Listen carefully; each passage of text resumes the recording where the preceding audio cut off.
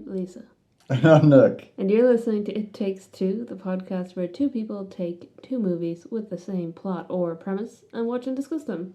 And in this episode, it's about time travel. Lisa's favourite thing. It is. And we watched 2012's Looper and 1984's Terminator. Yeah, The Terminator. The Terminator. In fact. This has ended up being accidentally one of the best timed episodes that we've ever done. Because we're doing this for your birthday, but we were supposed to be doing a Dune episode for your birthday and then push that forward. And I pulled this from like 2 years down the line. But not only is this for your birthday, one of the movies takes place on your birthday, and this year in particular, your birthday is on Mother's Day. Yeah. And these are two movies about mothers. They are. So it's a weird coincidence, because that was, I mean, I should have just let it sound like I planned all that. But no, this is fun. It's one of your favorite movies. Looper? Oh, I thought The Terminator was one of your favorite movies. Terminator 2 Judgment Day. Yeah, we didn't do that one, but I do feel like Looper has elements of both. A little bit, yeah. But I think it was more like this one. Okay, so these are two movies about... I haven't practiced this, so let me go through it in my head. Do you normally practice it? No. Well, sometimes like I have an idea of what I'm going to say. All right, so they're two movies about a guy... Time travel. Yeah, there's time travel. Okay, there are two movies about someone coming from the future, looking to find and kill someone who, in the future, is going to be a negative force on their life or on their people that they know, people in their sphere. And they come back with general information, narrow it down to 3 potential people, and have a list of 3 addresses, and then go to those people one by one to kill them all, to make sure that they eliminate the person, while someone else who is also there and has a connection to the whole situation, is very connected to someone, finds the third person first, who is a woman named Sara, whose son is very important to the future. And he has to protect Sara from this person who has come back from the future to kill her essentially to kill her son because of what her son does in the future. You're telling me Emily Blunt's character's name is Sara? Yeah, did you not cop that? Sara. It's Sara. Yeah. Maybe it's spelt without the H at the end, but it's still Sara. Yeah. They call her Sara throughout the movie. How did you not notice then? So this is the end of the podcast. We've covered both Looper and Terminator, and there is another connection, but it's I will say, there's an end to both movies that's the same. So I will say spoiler alert for the ending of Looper and the Terminator, and also it's only we will spoil everything else. 12 years old. Don't worry about it, guys. The main character, or the main guy in both cases, sacrifices himself trying to kill the person who has come back in time as well. That also happens in both movies. Yeah. So Looper's just a remake of yeah, these are very similar. Because I saw someone say that they were similar like a few years back, and I was just like, oh, I guess they're both time travel films. And then when you get into the nitty gritty of it, it's the same. So what are your thoughts? It's got your boy in it. Which one's my boy? Paul Dano. Paul Dano! I do love him. He's very good. I honestly forgot he was in this movie until I was having a conversation about Paul Dano with someone at work like last week. And then I was like, dang it. I literally forgot he was in Looper. Yeah, watching them both in a row like we did today, it's unbelievably similar. And I don't know if that's just... Like, it's funny because Rian Johnson made the worst Star Wars movie. In your opinion. In my opinion. In a lot of people's opinion. And... Really? I thought... Didn't he make the middle one and the third one was... Yeah, but the third one was worse because it doesn't matter. Okay, we'll say this. Rian Johnson didn't make Palpatine come back. True. So, I don't know. Disney should have had a plan. They should have done a trilogy. If either... They should have got actual people who could write them. Yeah, J.J. Abrams did the other two, right? Yeah. So if either Rian Johnson or J.J. Abrams had been given a trilogy, I feel like in either scenario it would have been better than what they did do. Yeah. Yeah, no, he's done a lot of good work. Despite Star Wars. Knives Out and Glass Onion were fantastic, and I didn't realise he'd half written this as well. Looper, that is. Yeah. Not Terminator, obviously. And Brick was his... I was going to say his first one. It probably wasn't his first one. It's just the earliest one I am familiar with, which also had Joseph Gordon-Levitt in it. Weird. Sorry, I'm yawning. Not because you're boring. It is because I'm boring. It's not because you're boring. Yeah, it's interesting. Like, you could say it's a rip-off. You could say it's an homage. You could argue until you're red in the face and out of breath about which one's which. I was just checking the iMDb movie connections to see if it literally lists it as a reference. Yeah. And it does. It just says that the Terminator is cited by Rian Johnson as an influence. Right. So is Akira, which is a movie that you... Yeah. So, another one. I can kind of see, Yeah. The technology, even though it's supposed to be a couple of years in the future, is interesting. The weird people with telekinesis is interesting, just from a random plot point that's just thrown up, and it is the weirdest because there's ad campaigns to get yourself tested if you've got telekinesis, so you can wave coins in women's faces. Yeah, it's funny that, and it's never mentioned if because Emily Blunt's character Sara has TK as well. Yeah. But it's never mentioned any other woman that can do it.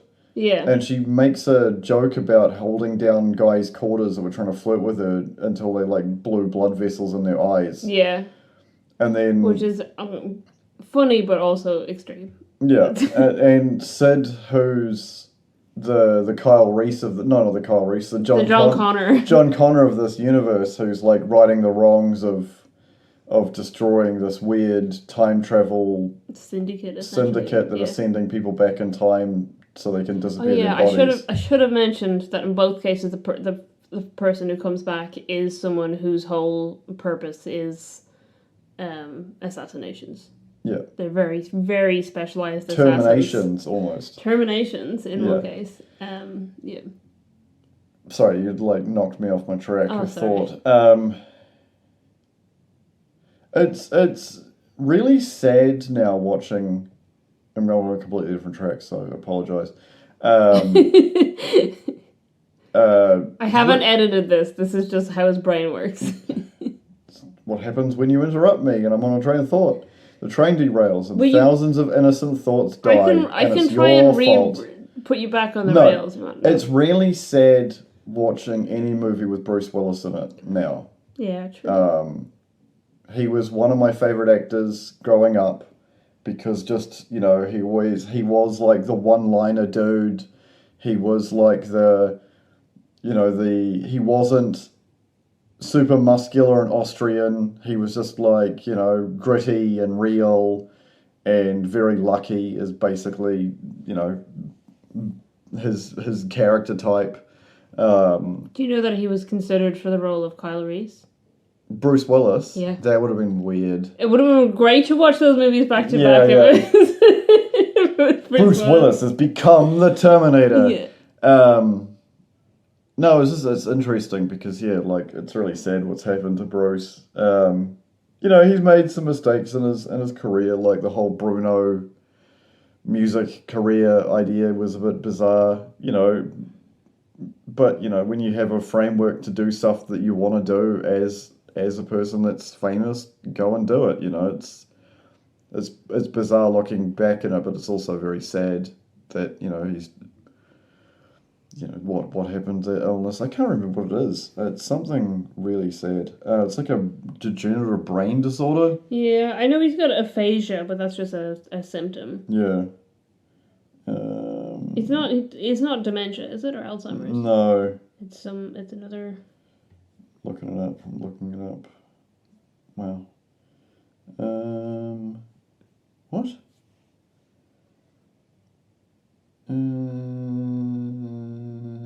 There's nothing on it. That's very strange. Frontotemporal dementia. So it is a form of dementia. Form of dementia. Yeah. Very sad. Yeah. Obviously, The Terminator, is a beloved movie by everybody who's ever seen it, including Lisa, who I forced to make watch it. Before, we weren't in a relationship then. No. You watched it on your own accord because you were trying to find ways to date me because I'm so fabulous. Yeah, that's not really what happened. You just kept giving me like USB sticks with copies of your DVDs on them. Yeah. Like, watch this. Yeah. You should watch this. And you watched it. I did.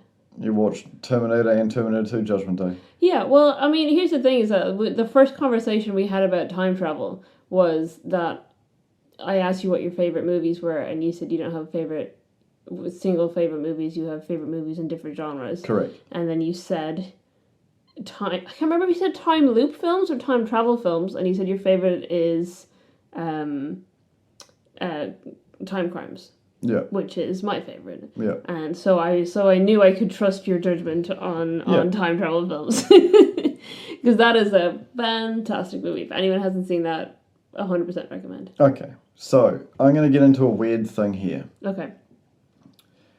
How's the easiest way to put this? Terminator as a series is really weird. Mm-hmm. Because they get new people to come in and write it, and things change dramatically, and it doesn't make sense in the rest of the canon. Mm-hmm. The perfect example of this is one of the movies they spoiled with the poster, which was a really bad marketing decision, which was Genesis. Mm-hmm. Genesis is super weird. Mm-hmm. I will give you the plot line of Genesis. Mm-hmm. It's the beginning of Terminator 1. Yep. So the Terminator turns up and kills Bill Paxton.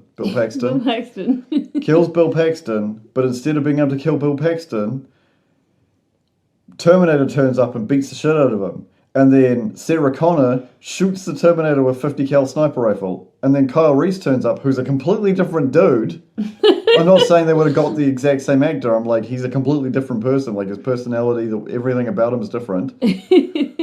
And then it turns out that she's now referring to the Terminator as old man.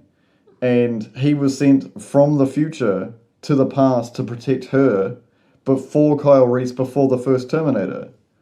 Yeah, I know. Okay. And then John Connor is Skynet now. What?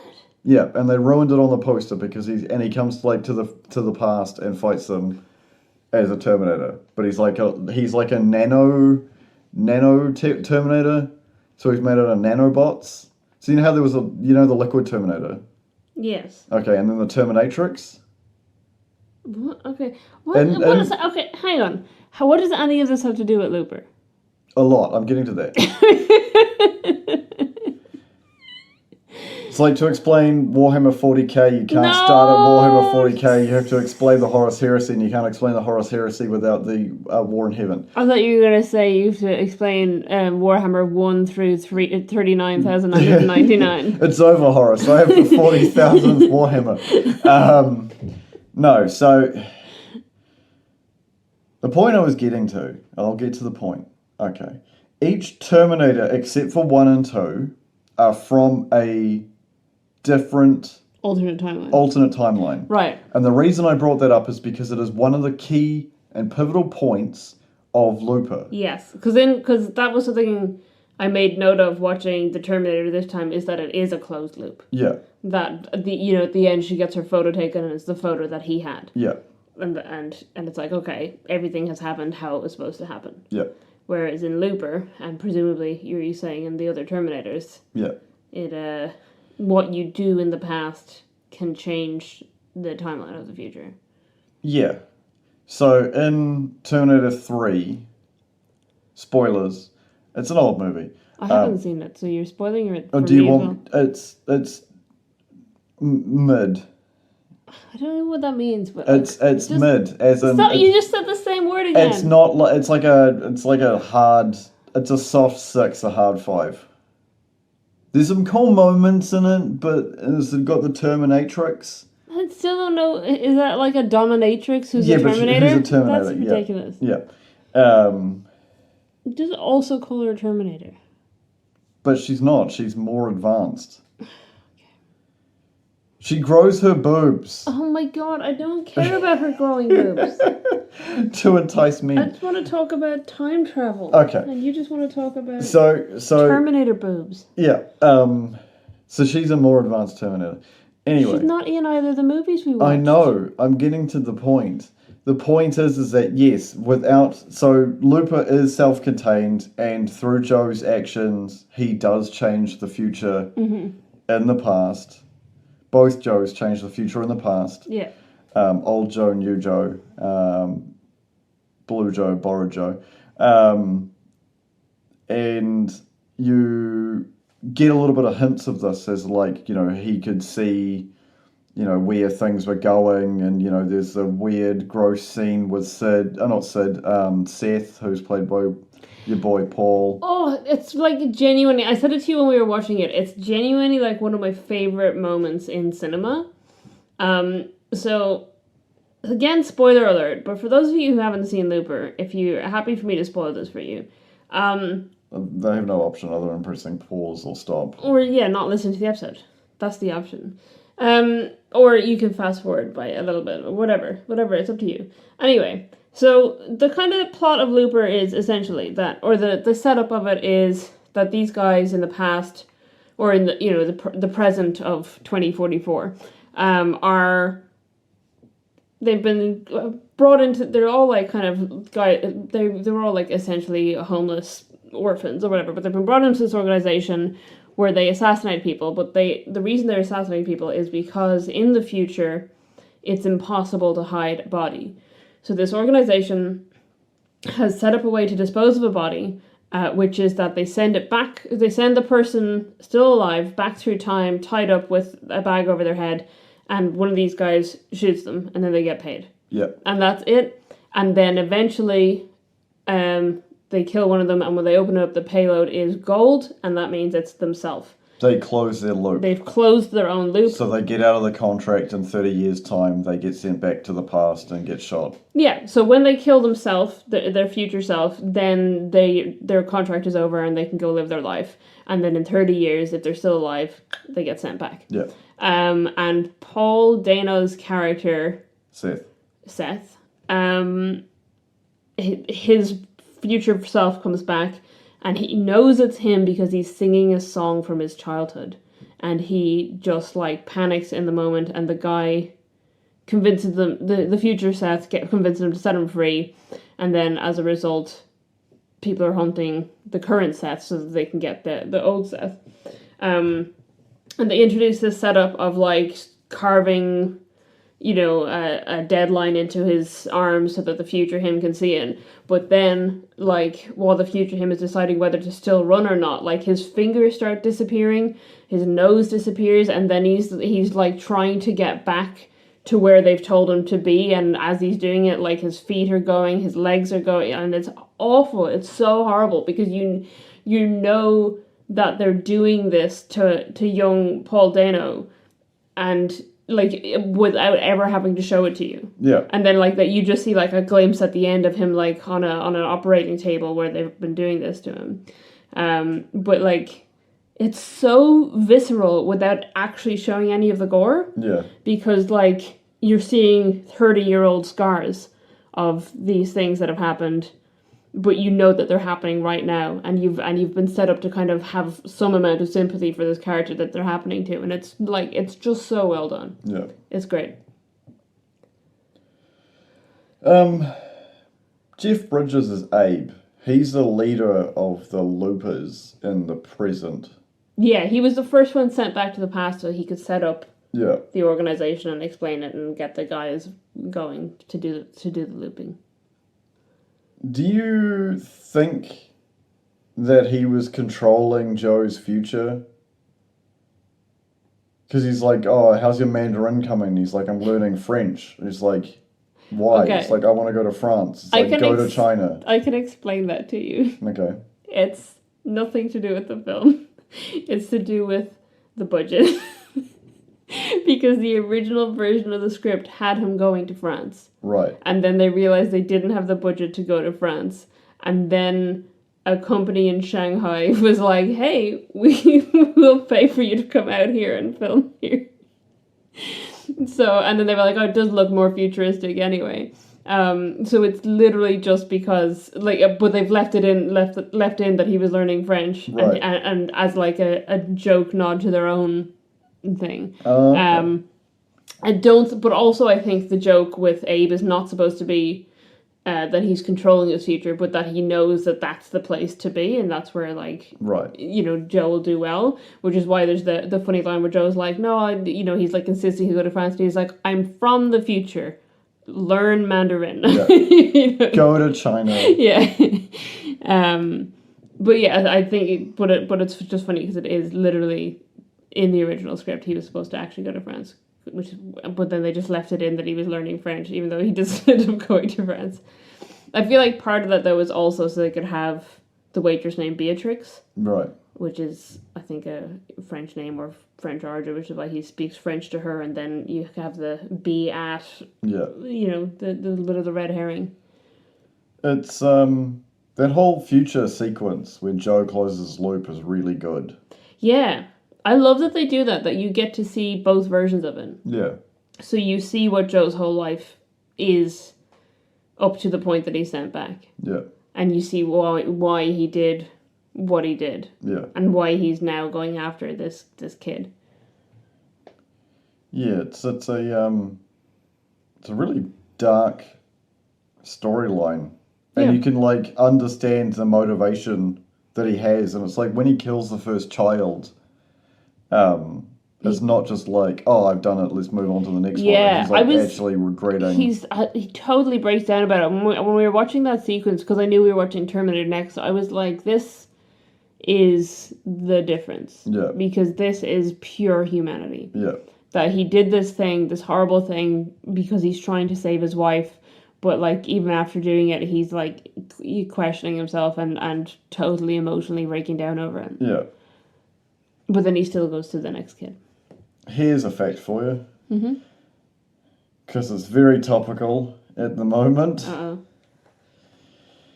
Do you know they originally had the idea of casting OJ as the Terminator, but his casting, they didn't like the casting because he come off as a believable murderer.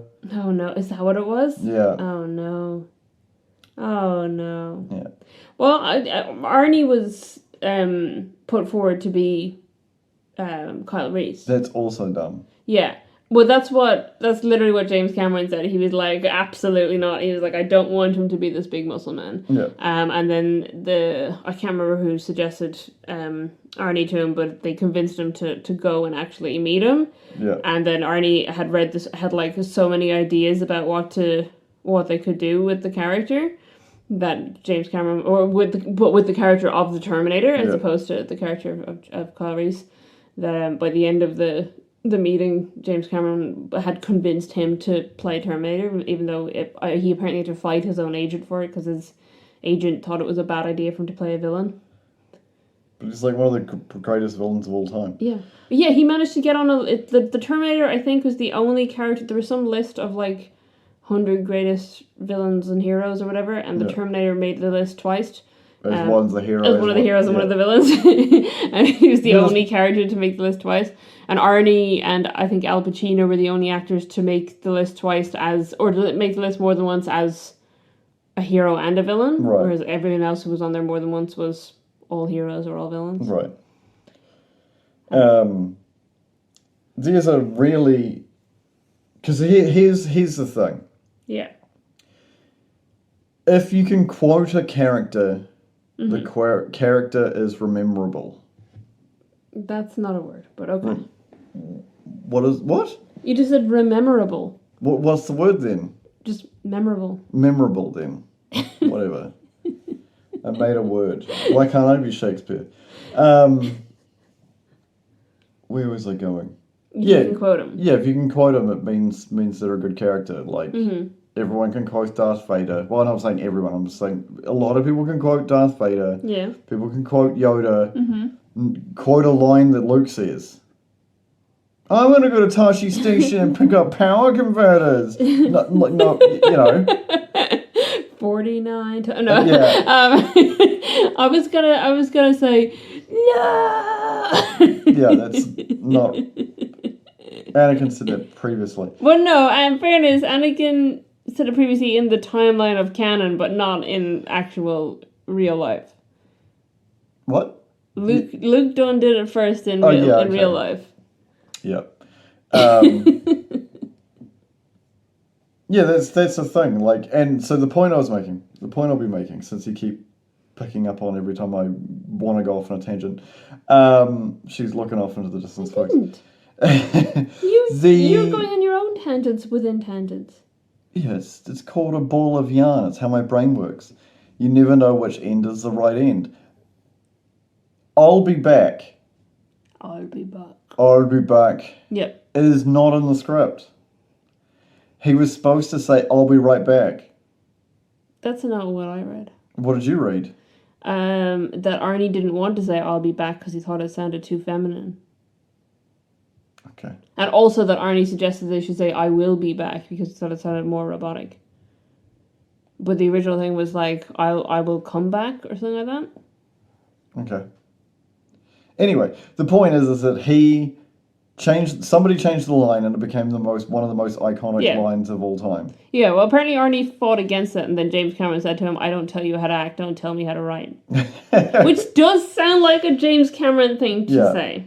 We did see him in person, and he called the people who died in that submarine tragedy idiots, so... I mean...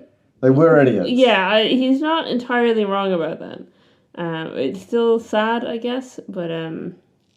The funniest thing about the script, actually, just thinking about like what I learned through trivia stuff, is that there's so many guns in that movie, and James Cameron knew nothing about guns because he's Canadian. Makes sense. Which I feel like is something people will forget, that he was like, oh shit, I don't know anything about guns, and he's like, wait a second, I live in America, I can just go and buy some. It's interesting because when he says phase plasma rifle in a 40-watt range, yeah. There's a lot of like fan theories online, because he didn't act because like what Kyle Reese says, that there's not a lot of information about the past. Yeah. So it's either the Terminator checking if what technology is available. Yeah. But the issue with a 40-watt range, you know how much 40 watts is? It's like literally nothing. Right. So why would you want our light bulbs are stronger than that, right? Yeah. So you think about it this way. If you have a weapon, like an energy-based weapon, that only like 40-watt range, like what does that even mean? Does it mean like it can only go to 40 watts, or is each shot like 40 watts? It doesn't make any sense. I don't know. It's a mystery. It's fun. What's fun? It's just fun. Just fun. Just fun. Just weird the weapons in Loop are also very strange. What do you think of those? It's Blunderbuster or whatever. The blunderbusses are very weird because they look like break action shotguns. Mm-hmm. They're highly detailed. Yeah. But also it only happens later on in the movie where it becomes pump action. Because every other shot, because the whole purpose of them is they were like some like junk made weapon because it's in the future. Yeah. And they were like a single shot because, the looper guys can't hit anything other than, that aren't 15 feet away. Yeah, that was the idea, was that they can't miss anything that's within range, but you can't hit anything that's out of range. Yeah, but then like all the Gatman, all have like, I think they have like 400 Nitro Expresses. I can't remember. I'm going to look it up right now. It's not specific. I don't know. Yeah, they're huge. Yeah. Huge, like revolver pistols, and it doesn't make any sense. Why? Because you don't need a round that big to kill a person. You don't even need to around that big to kill a person that's like slightly further away. Mm-hmm. The Terminator does pick the correct weapons. The Yeah. Terminator picks the correct weapons to be using. Yeah. He uses a shotgun, a 45 caliber pistol, and an Uzi. Mm-hmm. It's all you need Yeah.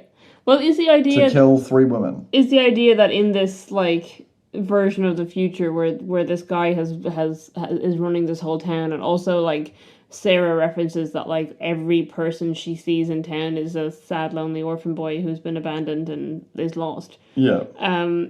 Is the thought not that these might be the only weapons they have? Or Yeah, that they it's have just access to? because the point I'm making is what the hell is it called? I don't know. Futuristic shotgun, blah blah blah, guns and movies. Then like okay, I can understand like a pipe gun, which is just 2 pieces of pipe and you just like shut them and it shoots a shotgun shell. Right. As being like a blunderbuss. Yeah. They're all for some reason like individualized. They're not like I don't know if the like loopers are making them. Maybe. Or someone's making them out of scrap metal. Yeah. But it doesn't make sense when old Joe busts in and goes on the police station raid, like Terminator does, Yeah. and kills everybody. Yeah. Why they have all these other, like, way better weapons, yet everybody's using these random... Because the guys who are closing the loops are just like the goons that they picked off the street. To do this, because they're the people who are going to die. No, I'm saying that the weird... Okay, so it's a Magnum Research 4570 government. So that is a rifle caliber and probably expensive. Probably very expensive. It's very strange to have them all using revolvers like that when they could just use regular handguns.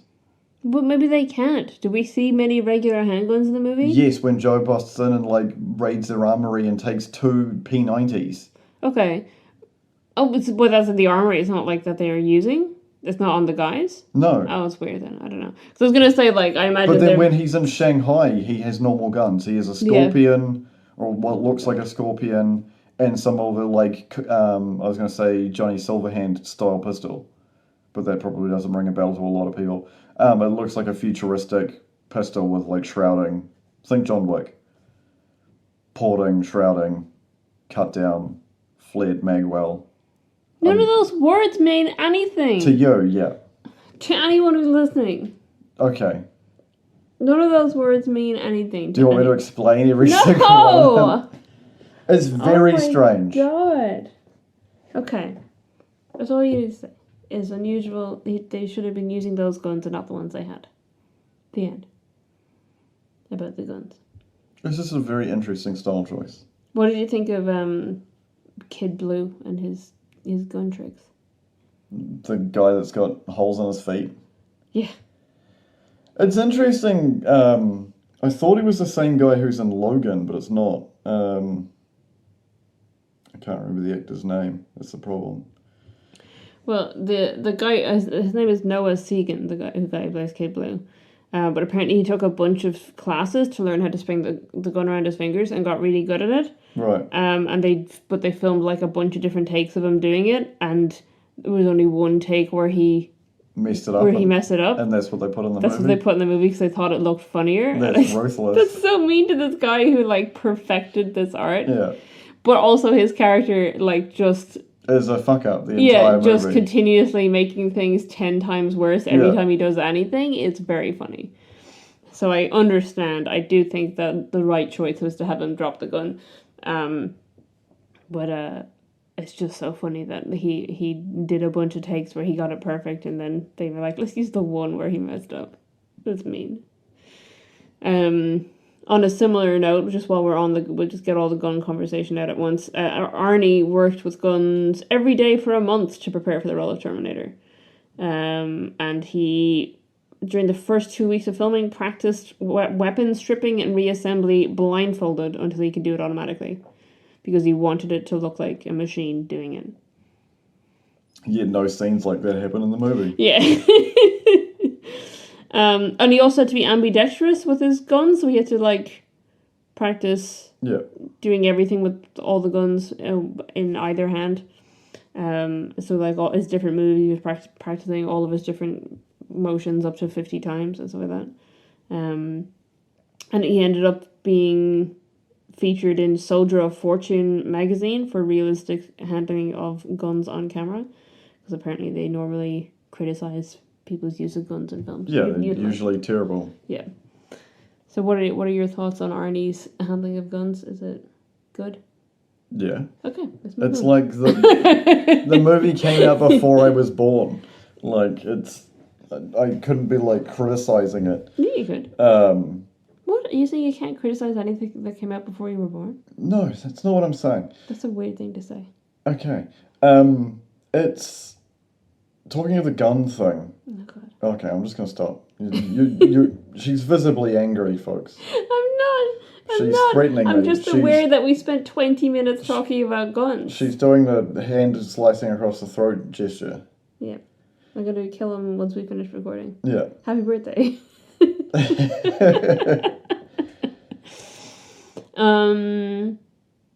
Sweet. What else do you want to talk about that's not I don't know. Every time I try and talk about something, you shut me down. Even though it is my birthday episode. Go for it. No, it's too late. You've ruined the mood. You've ruined the mood. You've ruined the mood.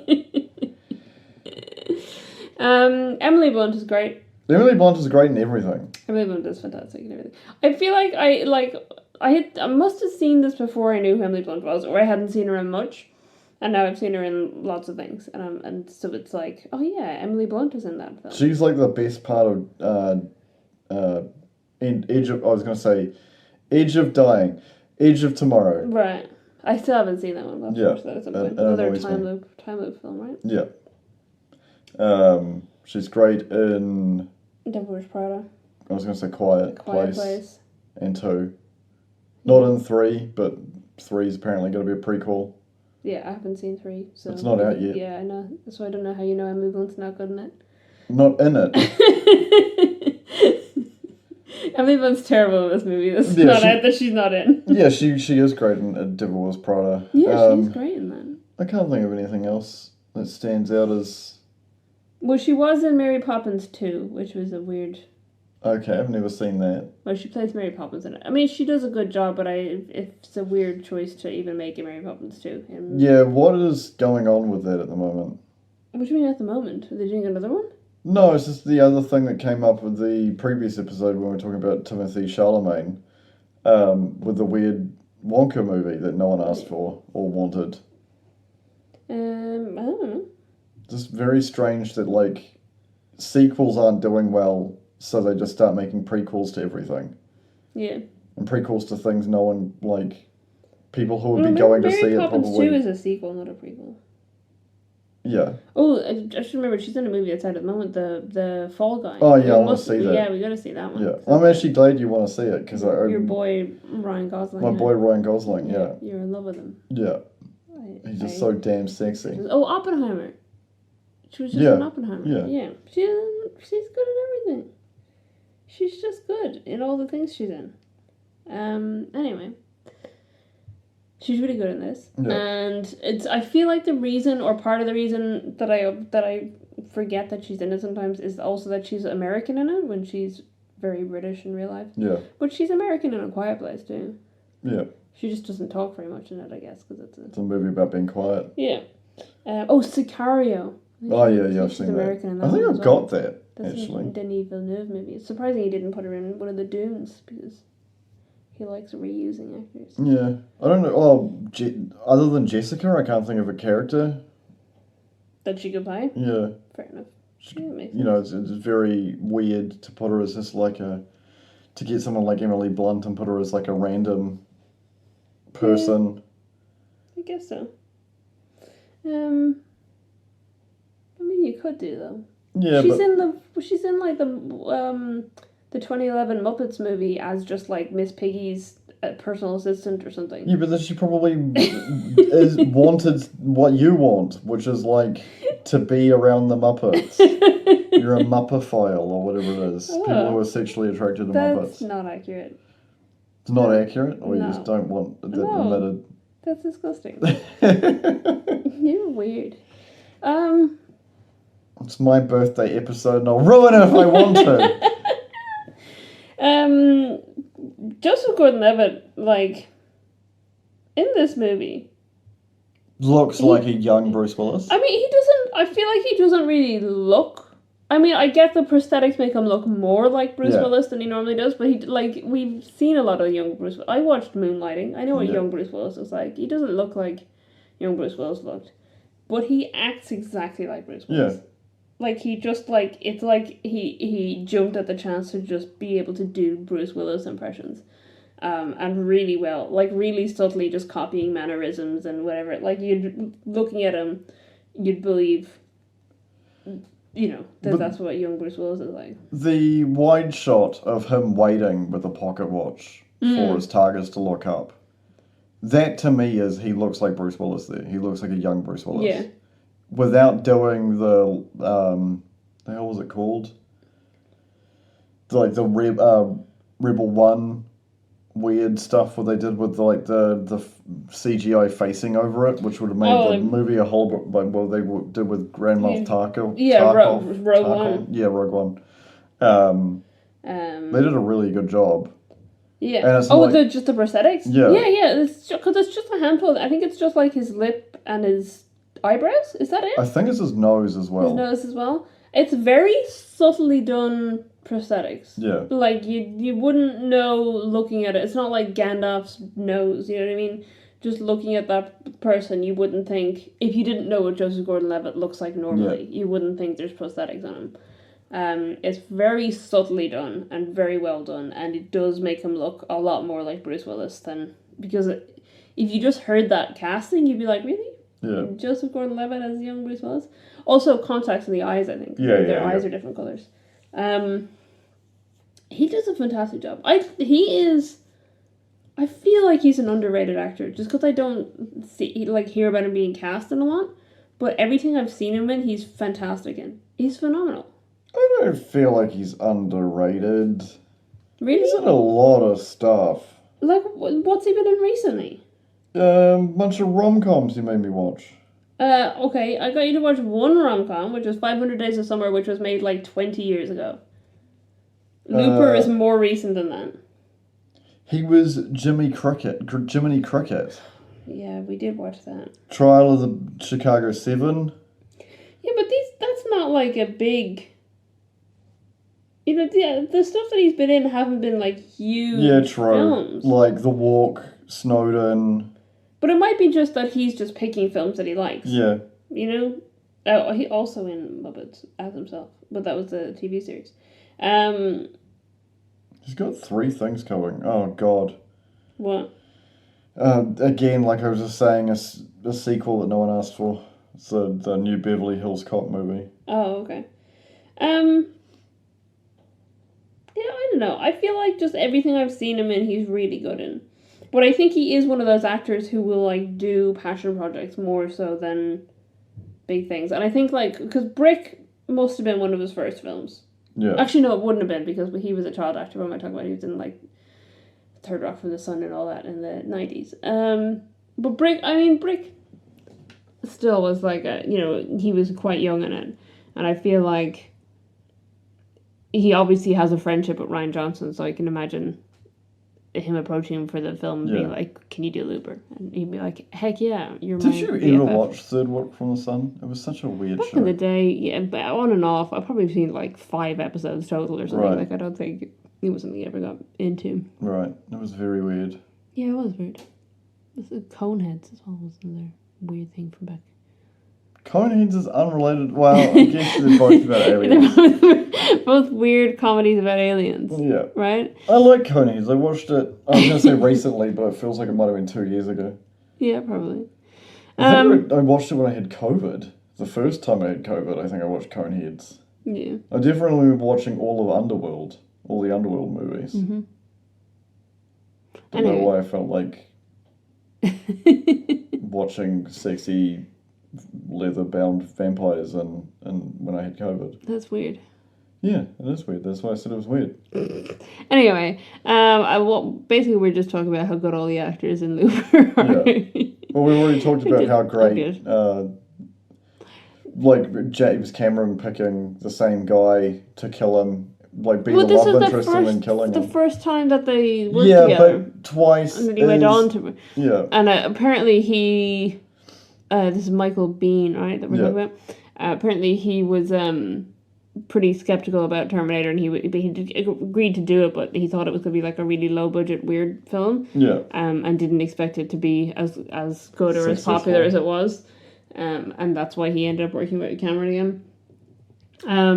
Because I can't remember anything else he's in. But also, like, the character ages are weird to me in Terminator. Because apparently Sarah Connor's supposed to be 18. Right. And Kyle Reese is supposed to be 21. Okay. But they're both played by 27-year-olds. Okay. And, like, not young-looking 27-year-olds. It was the 80s, Lisa. Yeah, but, like, you know, there were younger-looking 20-somethings. Like, you know, you look at Back to the Future, there's a bunch of people who do look like they're teens, even though they're not teens. Yeah. These look like people in their late 20s, early 30s, and they're playing, you know, an 18 and 21-year-old. Because of the chain smoking everybody did in the 80s. Yeah, maybe. It's just, this reminds me of What We Do in the Shadows, where he's like, this is why I look 16 forever. Yeah. Of course, in my day, 16-year-olds had a very hard time. Yeah, I don't know. It's Terminator, Aliens, I don't know what Rampage is. Rampage? Crime drama. The Abyss, we saw The Abyss. Yeah, we did watch The Abyss.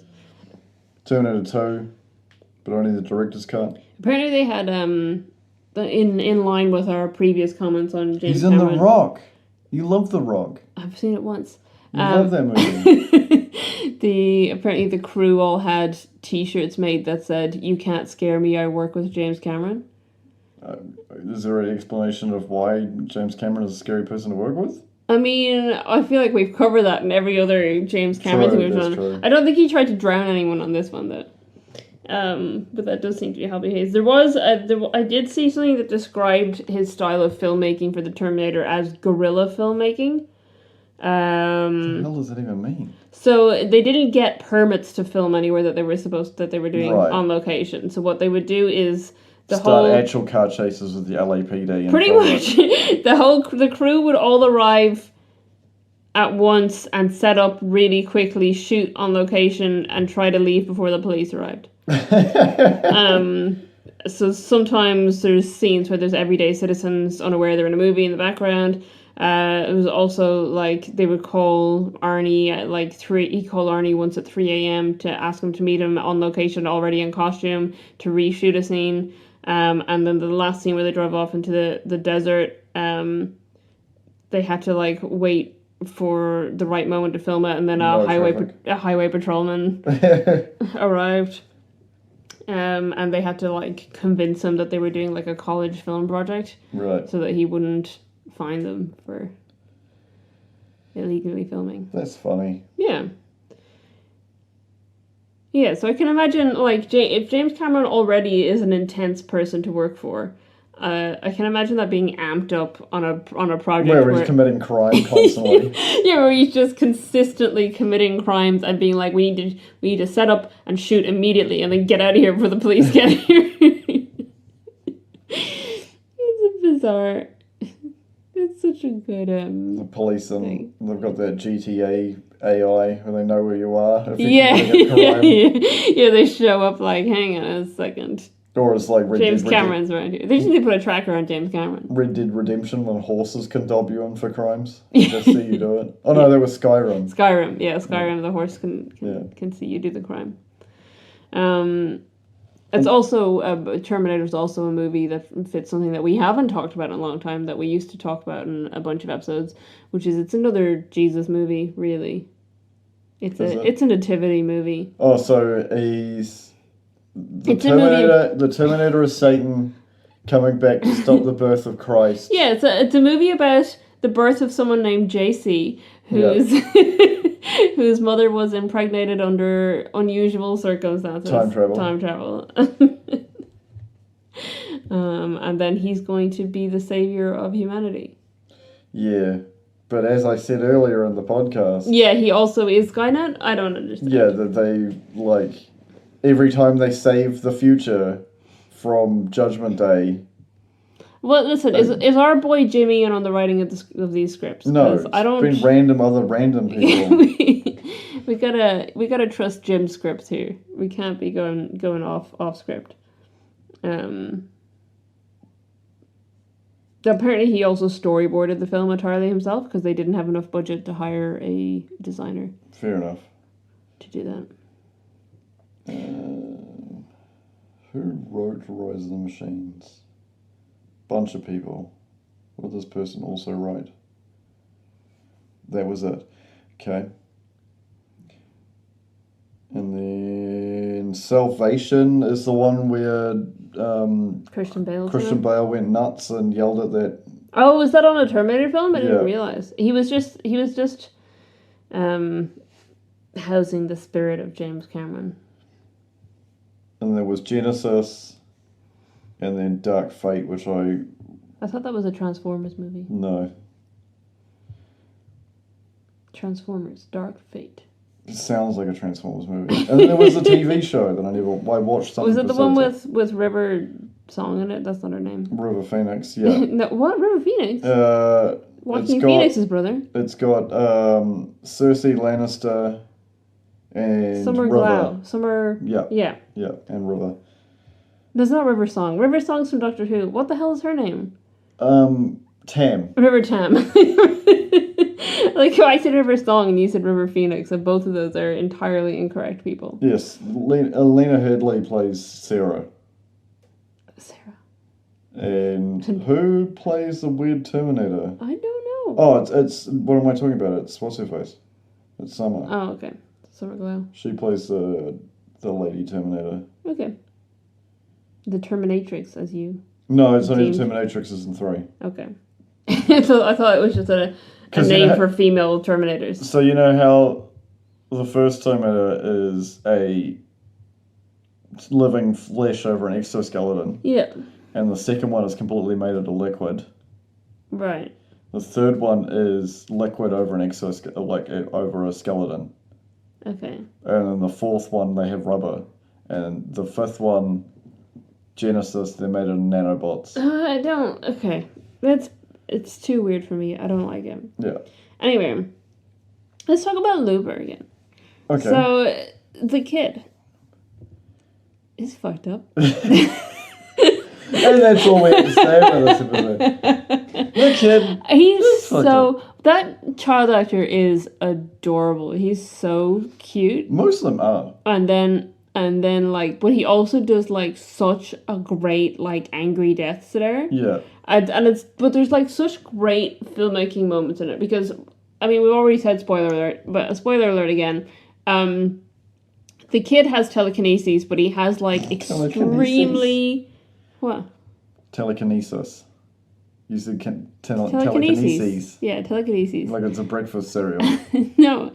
Anyway. Start your day with telekinesis. He's incredibly strongly telekinetic and can literally explode people with his mind. Yeah. And we find that out because first of all, Sara knows the second she realizes that she sees the string of numbers that old Joe was looking for. She knows that it's her son that he's looking for, not the other two. Yeah. And the reason she knows that is because she knows what he's capable of. And so there is like hints to it earlier on where they say that like one guy took over, you know, the syndicate and shut everything down and was doing mass assassinations, and they were like, surely he had an army, and it's like, no, he did it alone. And so, but we find it out in this fantastic sequence where one of the guys who works for the Looper organization has found Joe at Sarah's house, and he has a gun pointed at Joe, and then something makes a noise on the stairs, and he points the gun up, and you see it's the kid, and then the kid like startles and falls down the stairs, and it's all done in slow motion, and it's while old Joe is at the other place, and essentially Sarah runs and you think she's running to try and catch the kid, but she shoves young Joe out the door away from him, and what he sees as he goes is everything in the room lift up, including the other guy, and then like just his guts exploding out of him. Yeah, and that's how old Joe remembers it as it's happening, and it's like it's just so well done. It's just so perfectly set up and timed. And then you're just like left with this realization that like holy shit, this kid is Brightburn essentially.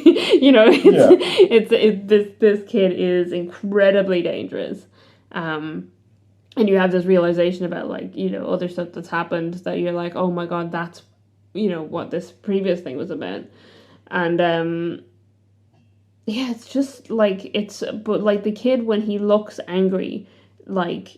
You believe that child could kill someone with that glare, but then he just looks adorable and sad all the rest of the time. I think I wrote in my notes that he reminds me of Goob from Meet the Robinsons. Remember the little roommate? No. What? I've only seen that movie once. Yeah, you've seen it once. Spoiler alert for Meet the Robinsons. Goob is the kid who's a roommate who then is always tired because of the invention, so he falls asleep and doesn't get the baseball, and then he grows up to be the evil bowler hat guy.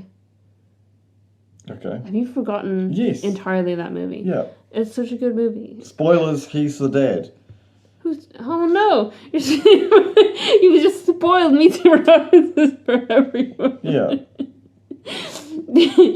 You should watch it anyway. I love it. I love Meet the Robinsons. Another underrated Disney movie is Treasure Planet, which stars our boy Joseph Gordon-Levitt. Full circle. Anyway.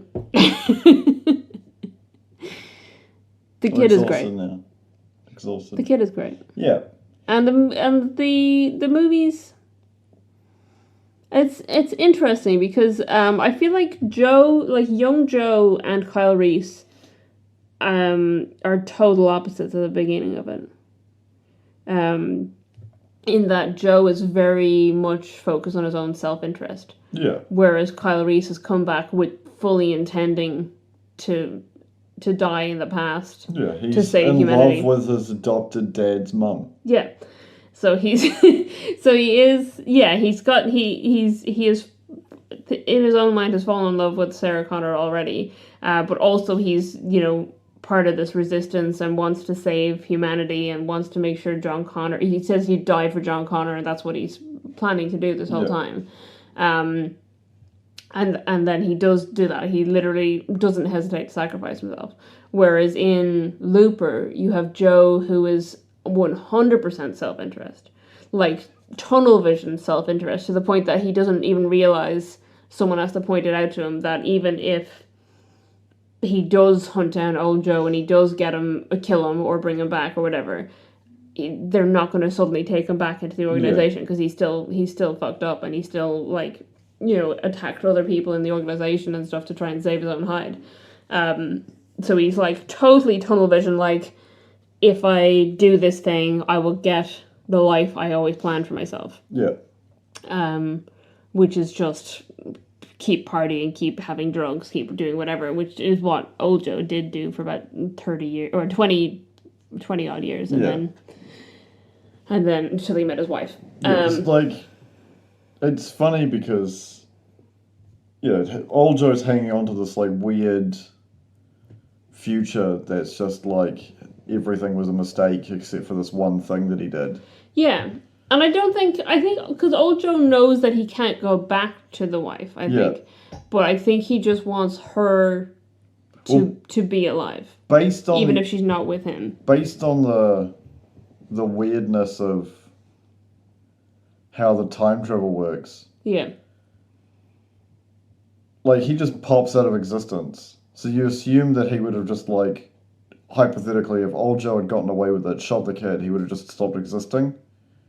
Because he never would have been sent back in time. Yeah, and that's what young Joe says, because Sarah asks, what does he think is going to happen if he kills Sid? And he said, I think that he thinks that he'll just go back to being with his wife, because they won't have come and got him. Yeah.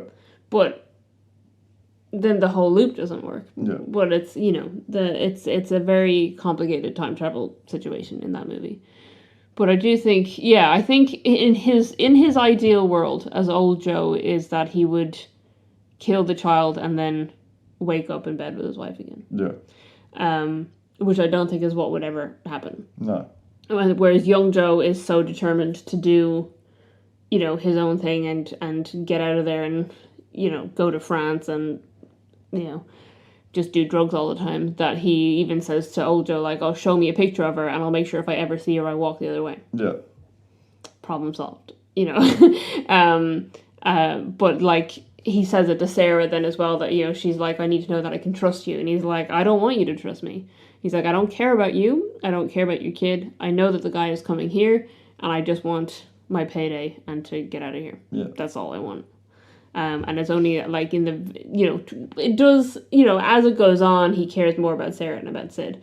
But it's only really in that last few moments that he stops for a second to think and realizes, the world is bigger than him and what is about to happen is just that this whole situation is going to cause Sid to go off on a bad track. Yeah.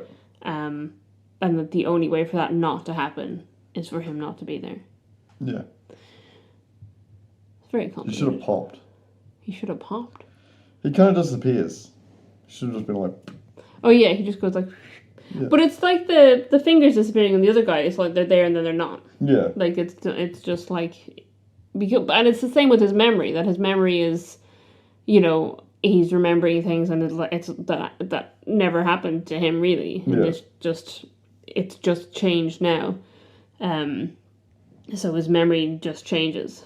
And it's this idea that, like, this thing that we're seeing happening now for him happened 30 years ago. Yeah. But, like, instantaneously 30 years ago. So it's just like he just never was there. But all of a sudden. It's complicated. I like it, though. I really like it. I know we could pick apart holes in how time travel works in Looper if we wanted to. But I like the way they've done it. Yeah. I like that, he goes back and then, like, I like the memory thing, that parts of his memory are foggy because they might or might not happen now that he's gone back. And it's, and he says, like, they get clearer or more foggy as they get more or less likely to happen, and it's the moment where young Joe meets Sarah and then old Joe is trying to remember his wife's face and he just keeps remembering Sarah. Yeah. And it's like, oh shit, that this has changed the course because he had never been in love until he met his wife. And now suddenly he's got this other person in his life. Yeah. And it's just a really interesting way to deal with someone who has come back to the past and has met themselves and how what they do, like it's a butterfly effect kind of thing. Yeah. I think it's really interesting. With a frog. With a frog. With a frog, you can summon Joseph Gordon-Levitt into your bedroom with. Yeah, with a Joseph Gordon-Levitt summoning frog. Yeah. Yeah. Did we mention that the guy protecting Sarah in both movies sleeps with her? I don't know if we did. In one of them, he conceives John Connor. Yeah. In the other, the kid's already around. The kid's already alive. That we know. And a genius.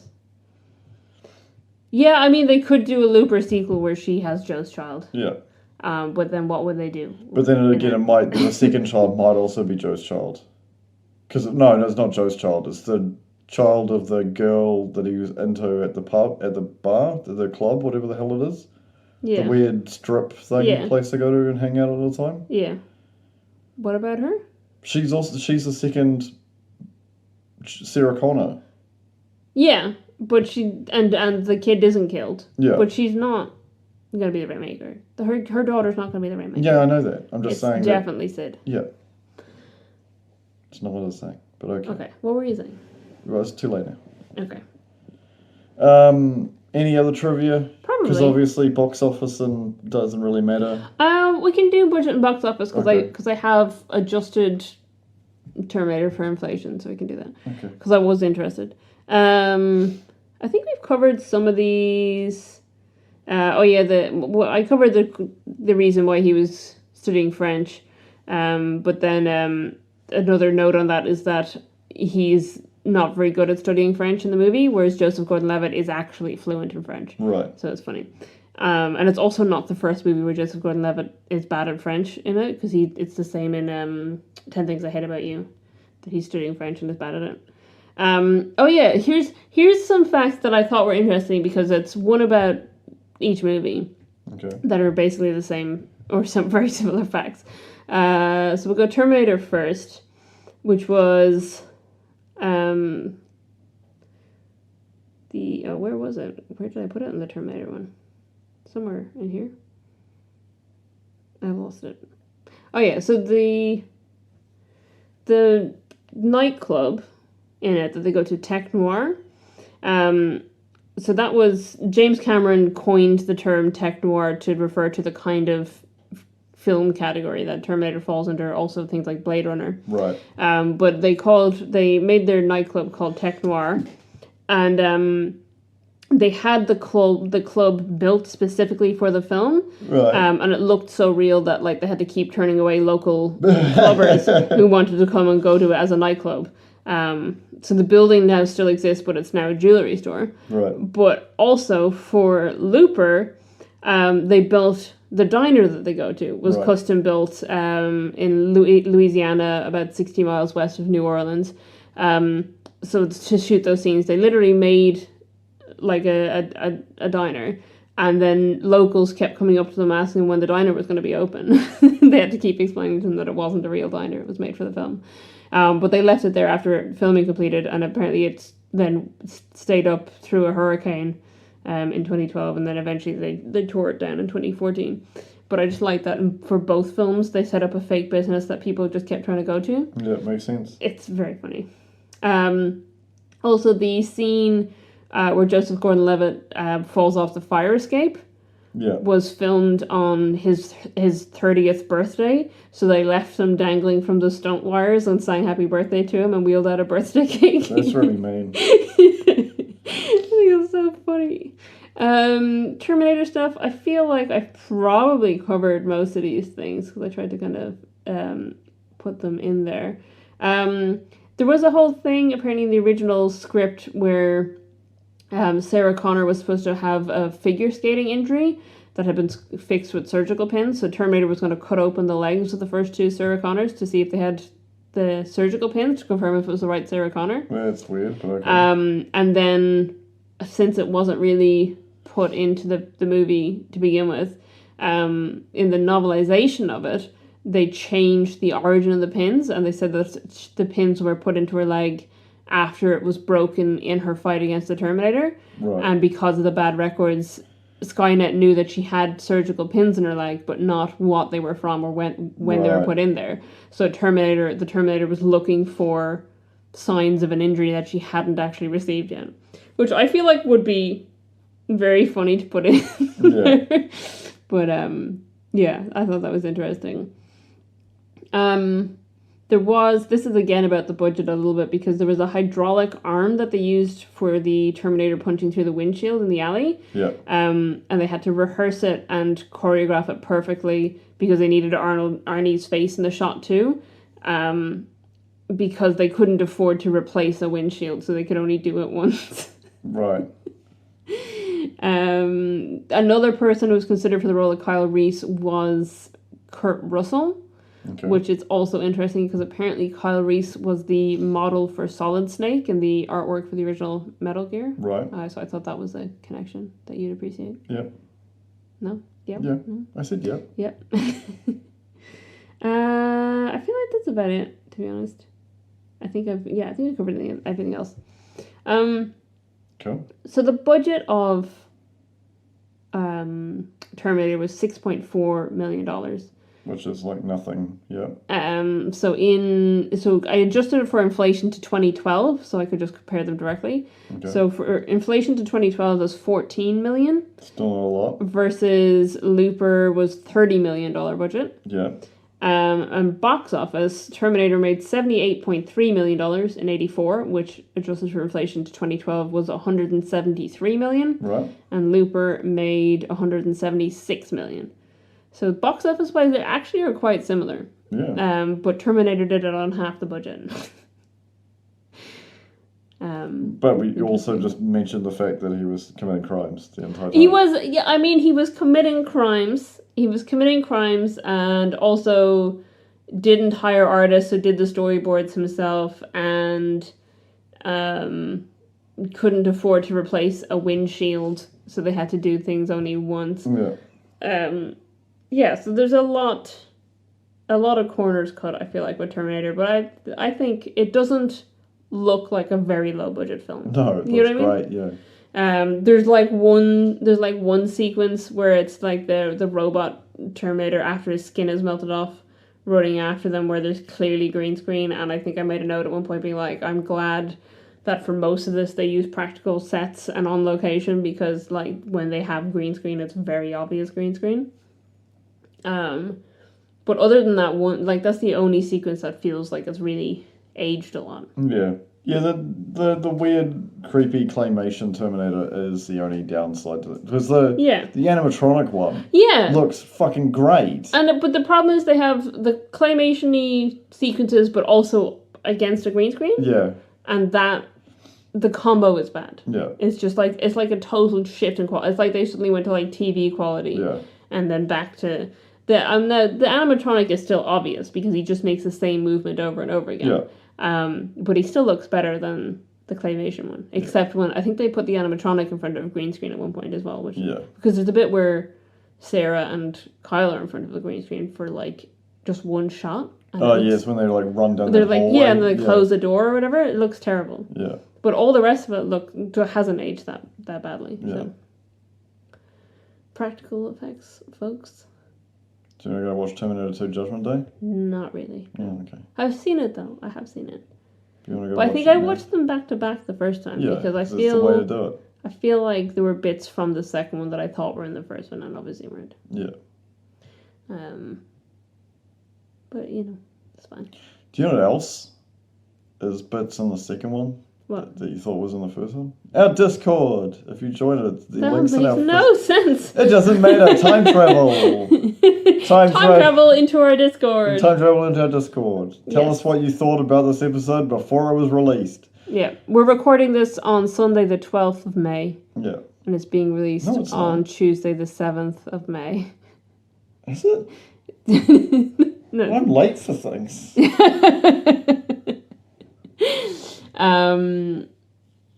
Yeah, because it is being released before your birthday and Mother's Day. Yeah. But it's for those. They're just not on a. They're not on a Tuesday, and we're not changing our schedule for it. I got distracted for a second there by the fact that something we said like made the shape of a fish on our audio. Nice. Anyway, away from that. Yes, you can join our Discord. You can find links in the show notes. We are also on Facebook, Instagram, Tumblr, YouTube. Our website is ittakes2.co.nz, so you can find links to everything on there. Thanks for joining us in this wonderful time travel-y episode. Goodbye. Goodbye.